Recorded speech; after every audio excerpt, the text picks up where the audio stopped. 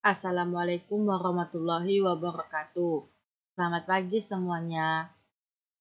Nah, pada hari ini kita akan melakukan eksperimen atau percobaan pada simulasi PET dengan materi asas kontinuitas. Adapun tujuan praktikumnya, peserta didik mampu menganalisis hubungan antara luas penampang dan kecepatan aliran fluida pada debit aliran fluida.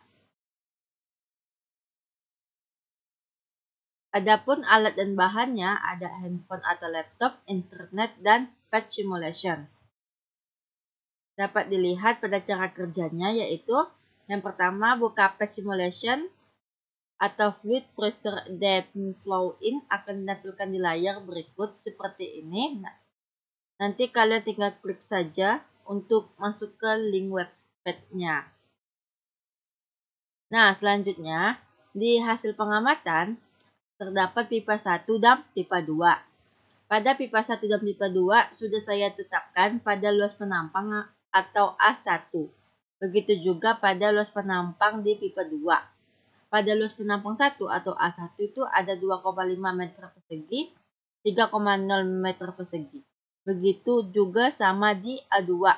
Ada 3,5 meter persegi dan 4,2 meter persegi. Jadi, yang kita cari pada PET itu pada kecepatannya atau volume 1 dan volume 2 pada pipa 1 dan pipa 2. Untuk mencari debit air, kita menggunakan rumus yaitu A dikali V.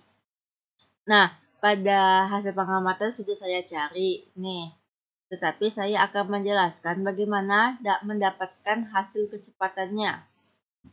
Oke, kita langsung buka web PET-nya. Nah, seperti ini. Nah, yang pertama kita lakukan, kita klik ini, geserkan flux meter. Nah, pada bagian tengah ini atau bagian biru ini kita geser ke pipa 1. Nah, ini kita anggap pipa 1, sedangkan ini kita anggap pipa 2. Kan pada pipa 1 kan pada A1-nya kan 2,5, kita setting ke 2,5. Seperti ini. Kalian dapat ikuti ya. Terus klik kecepatannya. Nah, pada kecepatan di luas penampang A1 di 2,5, kecepatannya itu ada 2,0 meter per sekon. Nih, 2,0 meter per sekon. Selanjutnya di A1 di 3,0. Selanjutnya di 3,0. Di 3,0.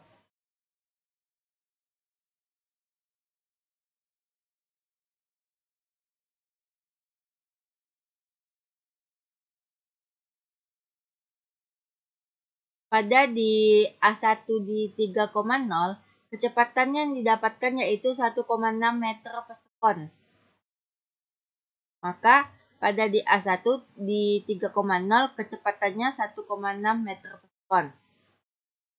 Pada pipa kedua ini terdapat nilai di A2-nya 3,5 dan 4,2. Nah, sebelum kita lanjut ke pipa 2, kita reset semua seperti ini. Nah, selanjutnya kita klik lagi pada gesekan flux meter. Sama seperti yang tadi, ini kita geser ke sini. 3,2, 3,5.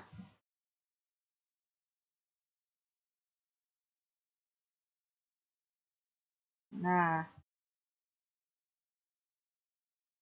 pada 3,5 kecepatannya itu ada 1,5 meter per sekon. Nih, 3,5 kecepatannya 1,5 meter per sekon. Selanjutnya, pada di luas penampang A2 pada percobaan kedua itu ada 4,2.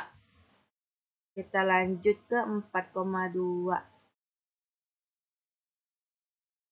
Nah, pada 4,2 kecepatan yang kita dapatkan yaitu 1,3 meter per sekon. Nih, 1,3 meter per sekon. Jadi, untuk mencari debit air dapat kita kalikan pada pipa 1 dan pipa 2 itu kita kalikan A1 dikali dengan V1. Maka pada pipa 1 di percobaan 1, 2,5 dikalikan 2,0 hasilnya 5 meter kubik per sekon. Pada percobaan kedua, 3,0 dikalikan 1,6 hasilnya 4,8 meter kubik per sekon. Sama juga seperti di pipa 2. A2 dikali dengan V2, maka percobaan 1, 3,5 meter persegi dikalikan 1,5 hasilnya 5,25 meter kubik per sekon. Pada percobaan kedua, 4,2 meter persegi kita kalikan dengan 1,3 meter per sekon hasilnya 2,0 meter kubik per sekon. Jadi setelah kita melakukan hasil pengamatan, maka kita dapat menjawab pertanyaan-pertanyaan yang sudah saya siapkan. Nih, pertanyaan yang pertama. Berdasarkan data yang diperoleh dari hasil pengamatan, bagaimana hubungan luas penampang A terhadap kecepatan V? Berdasarkan data, ketika luas penampang suatu pipa bertambah, kecepatan aliran air cenderung menurun.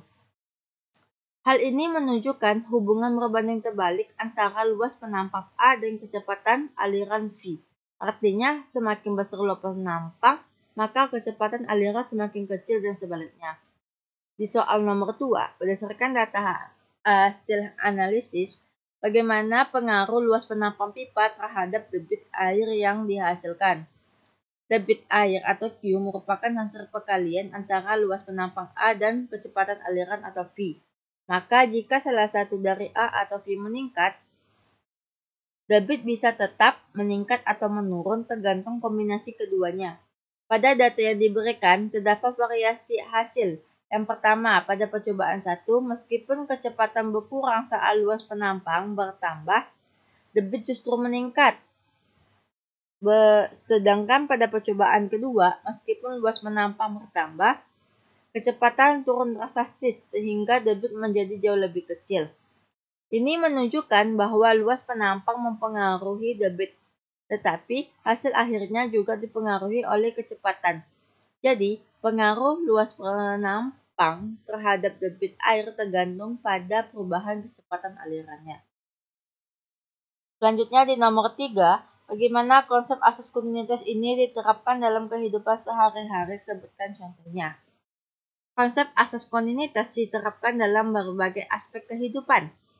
Salah satu contoh penerapan yang dapat kita lihat yaitu pada selang air. Ketika ujung selang ditekan agar lubangnya mengecil, air akan keluar dengan lebih cepat. Ini karena kecepatan aliran meningkat saat luas penampang berkurang. Yang kedua, pipa saluran air. Desain pipa air pada gedung bertingkat menggunakan prinsip kontinuitas agar tekanan dan debit air merata di tiap lantai. Yang ketiga, ada penyemprot tanaman atau sprayer. Cairan dalam tabung dipaksa keluar melalui lubang kecil sehingga keluar dengan kecepatan tinggi dan menjadi kabut halus. Jadi, dari hasil percobaan kita, maka dapat disimpulkan terdapat hubungan berbanding terbalik antara luas penampang pipa dan kecepatan aliran air. Semakin kecil luas penampang, maka kecepatan aliran akan meningkat dan sebaliknya. Hal ini sesuai dengan asas kontinuitas, di mana debit fluida cenderung tetap pada sistem tertutup. Percobaan juga menunjukkan bahwa perubahan debit air dipengaruhi oleh kombinasi antara luas penampang dan kecepatan alirannya.